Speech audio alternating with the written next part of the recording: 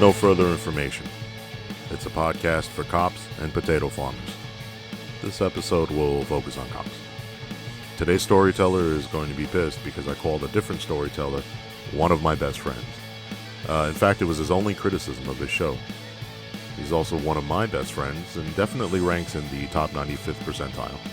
He's insanely devoted to his family, easygoing, in every man in every sense of the word, but among the best investigators I know. It's Cameron, a school resource officer in Texas.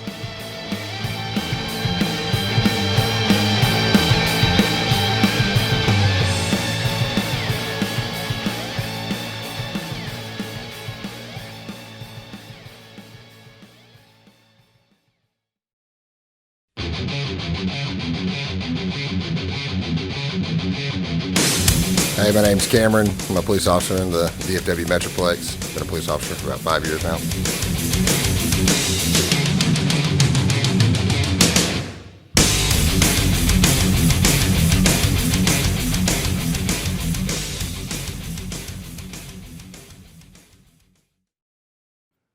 You were a street cop for the longest time, right? Working for municipalities mostly. You know, I'm always fascinated because I feel like I'd blow my fucking brains out if I went to an ISD. And you know, to me, it's always been like any sort of specialty police, like campus, ISD, hospital. I'd blow my fucking brains out. Yeah. I know you were as active as a street cop as I was. Do you feel the difference? No, there's definitely a difference. It's definitely a slowdown in the pace. And it's a different style of policing altogether. There's a lot more, I guess there's a chance to be, it's a different style of being proactive, talking with the kids, engaging with the kids, trying to educate them on different things to help prevent, certain crimes from occurring or certain mistakes that they can make that can, ruin their careers or ruin their lives at such a young age, How do you prevent stuff from happening down the line? We do a lot of educational videos is what the department will do, and they'll release it out to like the high school students and even junior high. A lot of drug awareness, and we teach them about different elements of the different levels of the offenses and how it can affect their lives. Yeah. Difference between the difference between weed and THC. You get THC, the smallest amount is an automatic felony, and with a felony, there's certain things you can't do and certain jobs you can't get. And, I guess more so on the personal level, we'll sit down, with more so the troubled kids that we deal with, and try to engage with them more one-on-one. There's we have an alternative school or DAEP, and that's where if you get caught with any amount of drugs or you're arrested for anything, they automatically send you there per the school district's policy for an extended amount of time. And we have officers that go over there and try to engage with those kids as well and meet them on their level. You haven't been with ISD for too long, or for the schools, but I feel like you either this is gonna sound shitty. You either like kids or you don't. I fucking can't stand kids. Yeah. I like them from a street level and hey, you little fucker. All right, come on. You want to see the fucking lights on the car? Come on in. But dealing with them every day. Did you? If I asked you, 3, 4, or 5 years ago, hey, would you want to be an ISD cop and work with fucking kids and stuff like that? Right. What would you have said then? No, yeah, I would have told you hell no. Right. I mean, do you? So the second question: do you consider yourself I'm fond of I don't mind children? It's so anathema to me. And you and I are similar cops. I feel yeah. So I'm trying to figure out what the fuck happened to you? Man, I think it was quite a few things. I remember from the academy. It's better for your family too. Yep. Let's get that out of the way for anybody who's oh, why the fuck would you ever be a school cop? Yep. Look, every good street cop that I've ever met who goes to ISD early on in their career, not 25 years, it's good for the family, right? Yeah. Holidays, sometimes weekends off, holidays, summers, usually a normal shift, and you get to be around. If you work close to home, you get to be around you. So that definitely counts for something. Yeah, but absolutely. But going back to the academy. Yeah, I remember always talking about the 550 rule, where, in 5 years, 50% of the people in the class are going to be out of law enforcement for one reason or another. Right. Um, and I met the burnout, as far as the municipality went. I felt the burnout, and there were many reasons for that. And one thing that I wasn't ready to be done with law enforcement yet. One thing that I always hated about law enforcement was, that's that traffic stop that you get some kid who's 17, 18 years old, super respectful. He has potential, but yet here he is with fucking a THC and a gun in his car or something. And it's like, well, you just fucked yourself, And you got to hook him Yeah, up. and you have to. Yeah. And I hated the fact of like the idea of possibly ruining these people's lives or their potential for jobs or scholarships. Some of them have scholarships to college. They're still in high school, but technically they're an adult. In Texas, you only have to be 17. So, Right. 17 for the age of criminal majority, which means you get treated like an adult. You go to big boy jail, right? Yeah. Okay, so that's interesting. So let's talk about that. In the street, when you encountered a situation like that, you kind of bound by sort of, all right, turn around, put your hands behind your back. Yep. But here in the school district, that has changed because do you have more of a chance to make a difference early on, or at least you're kind of sticking your foot in the door in a different way now? Yeah. And you're when you're on the street and you're a street cop, you are serving the quote unquote public and upholding the laws. But here, we're almost serving the accused, right? We're intervening at the crucial step. Yeah. Yeah. And I mean, as far as that goes, I think that starts, in middle school or even elementary school for some of the students that you start seeing signs, kind of build a relationship with them, try to gain their trust and try to educate them and guide them along the way as much as you can. As far as when they get into high school, if they start making those choices, or even junior high, if it's THC, then we're still required to arrest them. We're still required to make an arrest for any amount of drugs. As far as weed goes, they send it off to the lab first, but then we'll just file on them later. But so now you're putting 13, 14-year-olds in custody, right? Yep. Yeah. That's gotta fuck with you. Yeah, it does. I mean, I think you just kind of compartmentalize it, you just block it out to some extent, and because on the street it's different, right? You made the car stop. Yeah. You're walking up to the car. It's like, I guess the best way to put it is there's a context here. I caught you. Yeah. But here, these are just fucking dumb kids being fucking dumb kids, ruining their lives with a stupid fucking decision. Yep. This fad going around, as I sit here and vape. But, it's not THC, guys. Not THC. It's not THC. I got a room full of fucking cops. Right? Come catch me now, motherfuckers. Catch me outside. But, it's tough, right? But you now, a street cop wouldn't have that opportunity to come in there, show videos, talk to the kids on a daily basis and intervene. So that offers a new level of rewards. Yeah, it does. I mean, a little bit about my past, but I graduated from an alternative school myself, and I made a lot of poor choices. A lot of them I just never got caught. I never went to jail for anything. I never got caught by the police with weed or anything like that, and that's just luck, Right. But a lot of the kids that I see that I deal with, I'm like, man, that was me. That was you at that age, and where I'm at now versus where they are, it's like they still have a chance, but then here we are. Yeah, that means a lot. Oh shit, that's me. And if I could just get you to that point, you got it, because you got it at some point.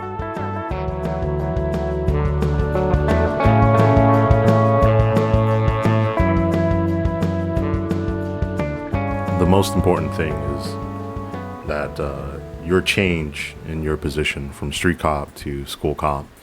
Are you finding ways to be fulfilled now? Are you finding kind of different avenues? Yeah, I would say so. I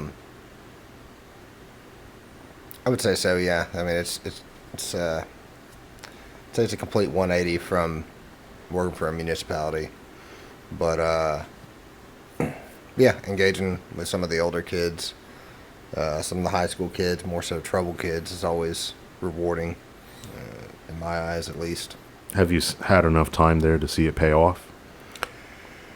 would say more so I've had enough time to just kind of build some relationships with some of the kids that, I mean, there's like a kid that shortly after I started working there, when she was walking past me, she kind of had an attitude. I'd never seen her before, and she'd never seen me, and I said hello or what's up to her or something like that, and her response was, I don't fuck with you.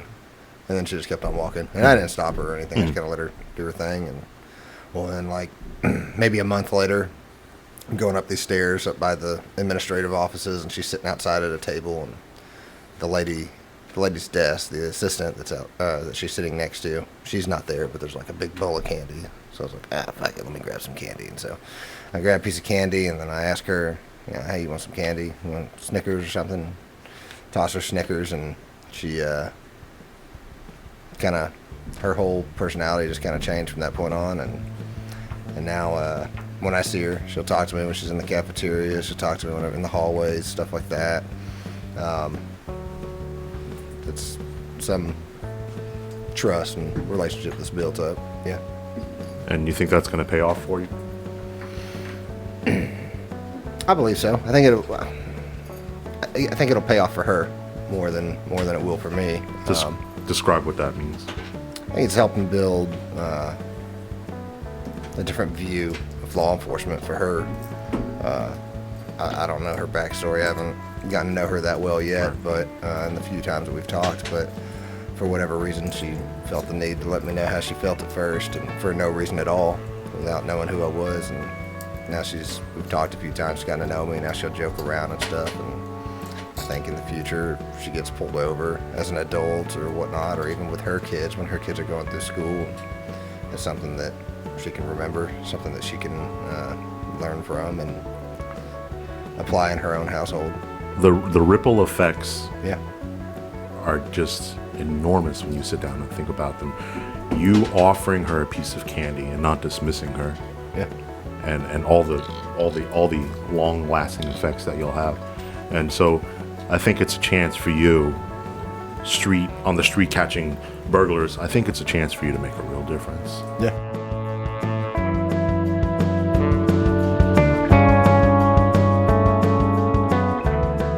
So a lot of these interviews are predicated, because I know these speakers, a lot of it is predicated by my pre-existing knowledge and relationship with the storyteller, but I'm trying to remove myself from that. But you did come into this profession, unlike most rookies, with a lot of life experience, right? Yeah. You were in the military, you had regular jobs, you had a family. Yeah. Did that help or hurt you? No, I think it helped. I remember like even in the academy, I'm talking about people use like family or marriage or wedding rings against you. And I never really experienced that too much. It's rant time. Okay. Take off your wedding ring when you're on duty. Yeah. So they don't, what are you, arresting the fucking cartel? Like, what are they going to come to your fucking house and kill your fucking family because you wrote the guy a summons for registration? That's the stupidest fucking thing I've ever heard. In fact, I would submit that people trust you more if they see the ring on your finger. If you try to talk about your kids, if you say, hey man, I got kids too. I understand where you're coming to from. relate to. Yeah. But that's cops sort of setting up this like insularity, like, it's us versus them, right? And we're the fucking wolf pack and they're the fucking sheep and all that stuff. Like, that's fucking stupid. Yeah. We are the same citizens that we're trying to protect. Yep. And it's funny, I bring up life experience. I had a very specific train of thought in my questioning, because you come into police work with all this life experience and you've got a good head on your shoulders and you're grounded in reality. You're not buying into the hype, into the blue line and the trucks and the fucking you have a beard now, but and the fucking the blue line tattoos, the Punisher skull on my fucking left testicle and shit. Yeah. But you're still a new cop. Yeah. And so is it still bright and shiny? Are you still nervous? Are you still, what the fuck do I do? Yeah. I would say like when I first got into FTO and, without saying his name, right. The Puerto Rican FTO that I had. Yeah. I think that was probably the best thing, was having him as like my first phase FTO. That was lucky. That was lucky. And interesting. So he came from a very large department. He came from DPD, from Dallas Police Department, and he decided to leave of his own accord because after 7/7, right? So for people who don't know, July 7th, 2016, 5 police officers in the Dallas area murdered in downtown Dallas by a lone gunman during the Black Lives Matter protests. So after 7/7, his wife, you can either be divorced or you can leave Dallas. Yeah. So he comes to a small agency where he works with you, and you had the fortune of getting him as your field training officer. Yeah. Yeah, absolutely. And I mean, like I said, I was straight out of there. I was still green. I mean, I was more so nervous about making the wrong mistake or violating somebody's rights or something like that. And then, most rookies, that's not that it's not important, but most rookies are more afraid of like looking like dumbasses or missing something or getting yelled at. But you brought it up. You were concerned about like violating someone's civil rights. You didn't want to do the wrong thing. Yeah. And I think you carried that with you throughout your entire career. Yeah, absolutely. Yeah. Because we understood the significance of taking someone's civil liberties away with probable cause, with justified or not. Yeah. I mean, well, justified, but yeah, that's a big deal, right? Yeah. And so you come in, you're new, you have this life experience, you're not a dumbass, you got a good head on your shoulders, but you're still trying to find the right decision. So this FTO leads you down the right path. Yeah. Yeah. I mean, I remember it was actually the first night that I was on the street, and there's some dude driving a scrap truck through a field coming from some other business that was closed down, and we knocked him down on traffic when we caught up to him. And he actually had one of those replicas of like a Smith & Wesson handgun in his glove box that he like reached out for on but he was actually looking for his insurance, but he's like reaches into the glove box, and I remember it turned into, we had him at gunpoint and all this stuff, and get him out of the car and find out it's fake, and he's just, like I said, he's a scrap truck, meth head, and all this stuff, and we hooked him up on his Those two usually go hand in hand. Yeah. Not a lot of lawyers with scrap trucks. Like, well, I've got a deposition Monday, but I just thought I'd pick up some copper. But so was that your first gun job, so to speak? Yeah. It was the first night that I was working as a cop. The very first night. That was the first traffic stop, the first night, and we had just got done with, he introduced himself, filled out some paperwork, we initialed on some stuff in the FTO book, we went out, we were leaving the PD, and as we were going down the main street that the PD's on, we saw this car driving with its headlights off through a field from this business that was closed. And we call that a clue. Yeah. So we shot down there and pulled him over, and and it was interesting. But I remember the guy, when we had him changing out, when we were booking him in, we had him changing out of his clothes, and he put his hand through his pant leg, like he was pulling it inside out, but he like brought the bottom of the pant leg up to his mouth, and then I think he put something in his mouth, like swallowed something, like he snuck something in and he swallowed it to get rid of it or something. And I remember I didn't say anything because the FTO went into dispatch for a second, and he was like, "You'll be all right in here for a second, right?" And I'm like, "Yeah." Well, then he comes back, and I'm like whispering to him, I'm like, "I think he just ate something." And then he's like, "Well, if I can tell him, like stop him, like do something." And that's why I say I think he was probably the best person to have in phase one, because it's like I dealt with the imposter syndrome, a lot with the first few weeks, and like I didn't feel like a cop. I felt like I was wearing a costume at first, And I get that. Yeah, and he it was multiple times, like in the first few weeks, where he's like, "You're a fucking cop, bro. You're a fucking cop." He's like, validating. Yeah, and it definitely helped out, and it made everything else go smooth after that. Did you recover dope from that guy? No. Did you He probably ate it. Okay. Did you hit him with tampering, or it didn't develop into anything? No, it didn't turn into anything. You didn't reach your hand up his ass? No. Not for that reason. Like with the glove. Like this is gonna hurt you a lot more than it's gonna hurt me. We do this, right? No. But I mean, I won't.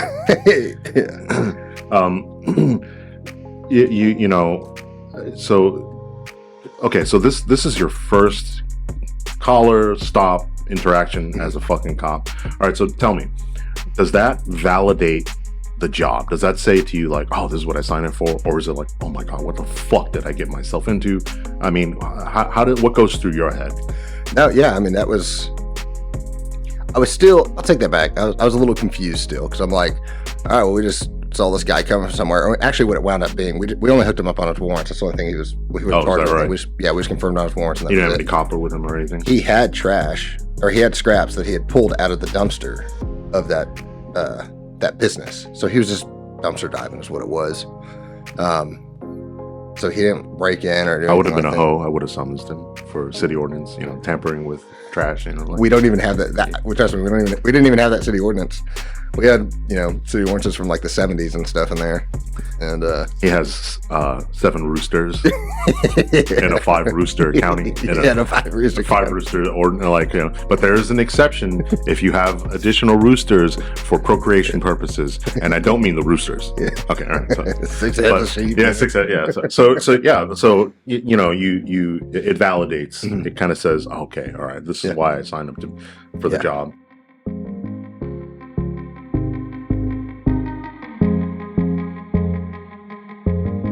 The last story I'd really like you to tell is, and as soon as I tell you, the fire department, and I'd really like to hear that story because that's a good story. Yeah, it was a traffic stop. Actually, the backstory on that was, oh my god, we were because I was working by myself that night. It's always okay. Let's punctuate this. Anytime you and I got into something, it was always after our fat asses had just fucking finished eating. Just fucking ate. And I'm like, Jesus, like I got a fucking chicken palm in me, and, and I'm chasing this fucking bitch through the fucking grass. Yep. Yeah, we ate that Italian restaurant, and then afterwards, I can't remember what we were. I think we were complaining about the administration's not getting along. Of course, yeah. And because our departments did not get along. Yeah, the officers did, but we the administration, did. Right? Yeah, it's all big dicks. Yeah, pretty big much. Dick or little dick rather. Energy and just swinging it around and. Yep, absolutely.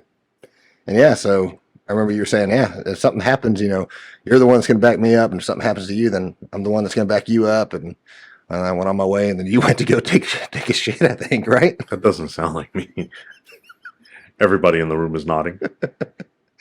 Yeah, and everybody that's in here, how many times have it been like, all right, I'm taking it. You called me and I'm taking a shit, or you needed me and I'm taking a shit. The more I realize, this is this is your life. I'm like, how much of my life has been wasted on the goddamn fucking toilet? You take so long. When we go to your house and I'm like, all right, it's about 11 o'clock at night. I guess we should be heading home. And then you're like, I'm going to go use the restroom real quick. And I'm like, well, let's just say goodbye now. Like, well, I don't want to do it at 12:45. Those minds aren't going to sweep themselves, or those candies aren't going to crush themselves. So we left from the restaurant, went our own ways, and I called out traffic on some car, and she kind of slow rolled it for a minute, and then she stopped at the red light. Right, I remember that. I get out. I'm like, "What are you doing? Go pull into that parking lot right there." And she's like, "Okay." And I turn around, start walking back to my car. The light turns green, and she just fucking punched it. You're like, I meant over there. Yeah, and I meant the gas station. But yeah, so it turned into a short little car chase. And can we talk about car pursuits for just a second? I don't know about you, but I have this moment where like, hey, that's illegal. Where's it going? Yeah. Do you have that? So it's funny because on that call, that was after. Remember, we were having all the issues with all the car chases and them dropping all the charges and everything else with the department. They were too lazy to submit it up to the right. So I sat there for a second. She punched it, and I was like, I sat in the car for a second. I just looked at it, and I was like, I'm just gonna let this shit run away. And then I was like, I'm gonna have a little bit of fun. So then I took off after it. But there was that moment where I was like, she can't do that. Like, wait a minute. You're Googling, like, can someone run from the... Hey, Siri. I don't think that's it. We're not going to file that charge. Yeah, so she dumped off into an apartment complex, got out of the car, and then she took off down a breezeway. And by that point, I had already... I saw her running through the breezeway, caught up to her. This is my favorite part. Just waterboy tackled just the shit out of her. 180-degree angle, just like Superman flying. Like you're a big dude. You're about 6'1", right? Yep. 6 foot. And she is 5'-3". Like, and you just fuck. It looked like a goddamn fucking T. Like a T square. And it was on the concrete steps. Yeah. Right by the steps. Yeah. So, that was the first one. And then she was sitting there resisting, and then then I finally get her hooked up, and I'm walking her back, and she said something, whatever it was. I just remember I kind of let off because I was like, oh shit, am I twisting her shoulder? Right, yeah, whatever. And I let off, and as soon as I let off of with pressure, she fucking pulls away and takes off running again. Handcuffed. Yeah, handcuffed. So then I go to grab her, and then it turns into a tackle. So her whole face is scraped against now asphalt in the parking lot. So the whole side of her face is all fucked up. This motherfucker beat the shit out of this lady for a fucking turn signal. I think it was registration or something, but It's always something stupid. Yeah, so then I'm trying to get her in the car, and she's resisting transportation too. So she's got like both her legs up, and then finally, this is crucial to the story because yeah, she's not in either of our cities. She's in yeah, that's right. But okay, so you're in another city, not terribly far outside your jurisdiction, but it is another city. Yeah, it's about a mile outside of the jurisdiction, and finally get her in the car. And then she's like, I need medics and I can't breathe and all this stuff. And so we call the medics, and we know she's faking it. And we call the medics, and our dispatches our medics instead of the city we're in. Correct. So FD pulls up, and I think that was the first thing he asked was, why are we here? This isn't even our city. Just jump from the jump. Yeah. And I think they went over and talked to her. Then that guy came over. I think he was like their captain or their sergeant of the whatever shift. Their stupid ranks are. Yeah. So he was like the supervisor of the shift, and he's trying to talk to me and tell me she's fine. She's fine. You can take her to the hospital yourself. And I remember telling him like, yeah, as long as y'all sign off on it and say she's good to go, then I'll take her myself. But I don't, because you had been searching the car, inventorying it ready for the tow. And so you weren't privy to his initial encounter. I thought it'd at least check the blood pressure, all of that. And, and for any cop who knows, like, look, we know this bitch is full of shit. Yeah, she's fucked up, but she's fine. Yep. Okay. But she is in the back. I'm female. How dare you? I'm hurt. Blah, blah, blah, blah. Yep. And she's trying to jailitis us out of this. Yep. So I kind of went back and forth for a minute. And then I think you caught on to it before, because I didn't catch on to it at first. I was under the, the idea that he had already checked on her at least and was good to go. And they were just trying to make sure that they didn't have to go back to the jail to check on her again. That was their major beef. Yeah. And so that's where you had stepped in and mentioned like, oh, no. Y'all at least gotta check on her. And so this is not my fire department. This is your fire department for your agency A. Correct. I'm agency B. We're in the city of C. And I am, when you're a backup, especially for another agency, you shut the fuck up and you say, hey, which intersection do you need me to fucking close off? Yeah. Okay, do you want me to help you find some bullet fragments? Okay. But I'm trying to bite my tongue. Also, this is not PD, right? This is FD. Yeah. So I'm like kind of trying to bite my tongue. And I'm like, if I could just weigh in here. This firefighter who's in charge was with two other firefighters who were embarrassed by his behavior because he had not opened the door to the RMP to look at her. Yeah. And he comes and he tells you and he says, yeah, she's fine. Yeah. Because he didn't want to go back to the jail. Yep. And I step in and I say, look, respectfully, we get your position, but she's complaining about all these things. Is it probably bullshit? Yes. But we're trying to, CYA or, COA, our ass. Yeah. And he just instantly pushes back with this, she's fine. And I think he said something like, she has a high blood pressure, but she's not going to die from that. Yeah. Are you fucking kidding me? That's like the number one killer of people. Yeah. And I'm like, if she dies in the back of the fucking squad, that's on you. It's on me. It's on him. It's on my 907-year-old partner, who's just standing there, by the way. Okay? And I'm like, I'm not kidding. His defense was, she didn't call us. She didn't call 911. And I said, right, yeah. We're 911. We called 911 for her. And I held up my radio. I said, she did call 911. She's in custody. Yeah. And he keeps pushing back. And he's doing this thing. He's a big guy, right? Yeah. Surprise. Or a fat fucking firefighter. And he keeps coming like bowed chest. Back and forth, walking up to me and then back. And walking up to me and back. And I'm like, I'm not scared. But here was my point of contention. He's saying she didn't call 911. She's faking. We don't want to have to go back to the jail. In other words, you just take her to the hospital, get checked out, cleared, and then go into the hospital, which is a perfectly reasonable assessment. But we're asking you to simply go back there, check her fucking blood pressure, hook her up to an EEG, make sure she's okay. And then she can be at least cleared for you to say, okay, she's medically stable now. And if I need to, let me take her to the hospital, clear her, and then book her in. All right. And he starts pushing back. And this is the message, ladies and gentlemen, people listening to this story. Okay. And this is the message that I tried to teach my storyteller here. And I said, we don't get to decide who deserves our treatment. It doesn't matter if she's a suspect. It doesn't matter if she's a victim. It doesn't matter if she called us or not. We have a duty to take care of her. Is she faking? Absolutely. Are you going to find anything wrong with her? No. And then he turns to me, he's like, she's not even hurt. I'm like, her fucking knee is gushing blood. Oh, yeah. Yeah. She fucking did it to herself, and good for fucking her. But I'm like, you're not even going to look at her? And he finally acquiesces, angrily storms back to his little fucking red shiny fire truck. And then the two firefighters that are with him, I guess they kind of got the, seal of approval from him. And then they open the back of the car and they start tending to her and hooking her up to the machines. And guess what? Exactly what I predicted, right?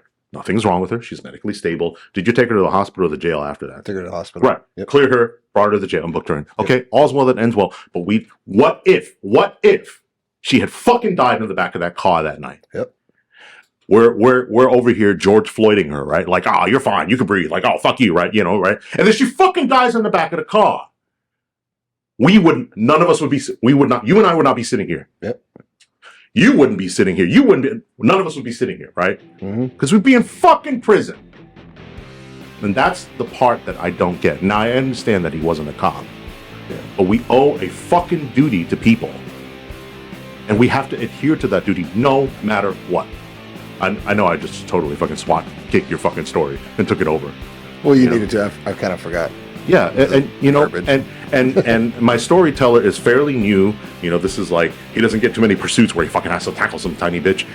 And he's also not in the know. He's searching the car. He has primary duties. It's our job, me and fucking Odysseus over here, to fucking back him up and support him.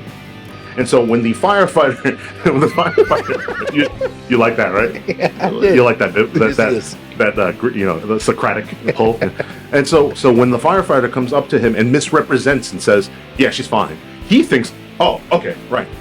Picture this, down the line, you get sued, right? Yep.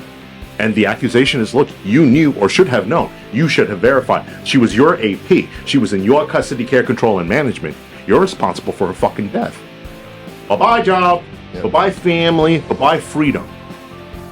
We're not allowed to choose to whom we administer our care and protection and service to, just because they're in handcuffs. We have to treat them equally. And, the point of all of these interviews and these stories that I've been telling, the stories that I've drawn out of you that you've been telling, is I'm trying to highlight the fact that you are one of the good ones who gets it.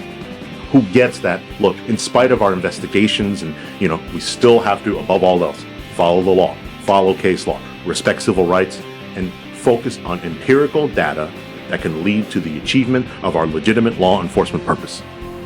And, I think that story was a perfect highlight of sort of you doing your job correctly and us working, as a team and ensuring that all portions of your investigation were sufficiently tended to, whether it was the pursuit, the video evidence of her taking off, body camera, and then ultimately the care of the accused so that she doesn't get to come back and later allege police misconduct, thus destroying your entire case. Yep. Even though you did fucking tackle the shit out of her.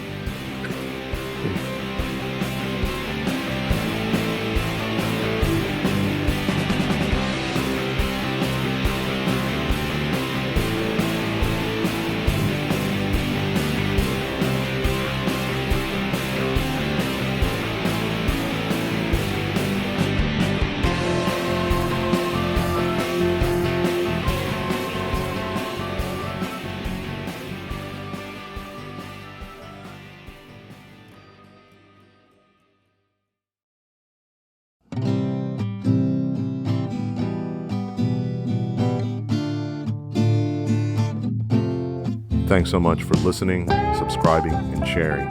Please rate and review the show on your favorite platforms. Follow us on Apple Podcasts, Spotify, and YouTube. Our website is nfipodcast.com, YouTube at NFI Podcast, and please reach out to us at podcast@nfipodcast.com. Let me know what you think. New episodes released weekly or whenever I feel like it. Help us spread the word and tell us what you think. Share it with a friend. Stay safe and remember, do your job.